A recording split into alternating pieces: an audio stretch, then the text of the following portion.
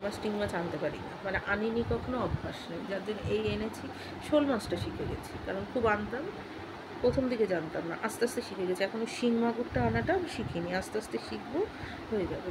তো সবাই দিকে আঙুলের মতো সরু সরুগুলো নেয়, তো মা করে এখানে বাবা খুব বারণ করে দিচ্ছে একদম সরুগুলি আনবি না, পোষাবে না কিন্তু খেয়ে। হ্যাঁ, এদিকে আবার দোকানদার বলে কি সরুগুলি হচ্ছে তোমার চাষের ছাড়া, আর সরু ছাড়া যেগুলো মোটা সোটাগুলো হচ্ছে চাষের।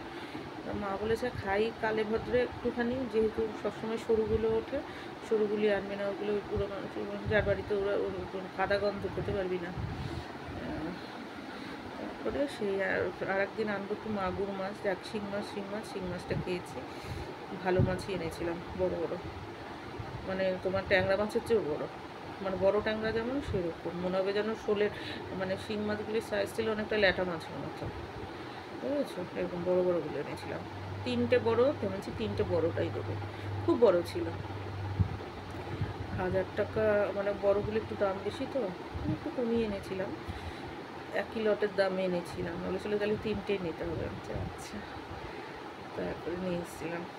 তারপরে এবার দেখি কই আনা শিখে গেছি, বুঝেছো, কিন্তু কইয়ে ভীষণ কাটা হয়, দেখা যাক একটু লোটে পাই কিনা ভালো, লোটে মাছটা খেতে ইচ্ছে করে। আজকে তো একটা ভাই এসেছিলো চাঁদা নিতে, বট ঠাকুরের পূজার, ও কয়েক ওরে বলে রাখছি, ওরা এখন খায়ও না সেরকম লোটে টোটে, বাড়ির ছেলে মেয়েরা এখন কাটাপোনা টাটাপোনা ছাড়া খায় না তো।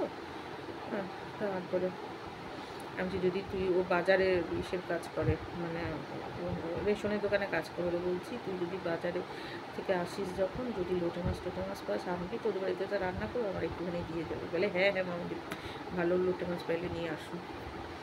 ওদের বাড়িতে আগের বারও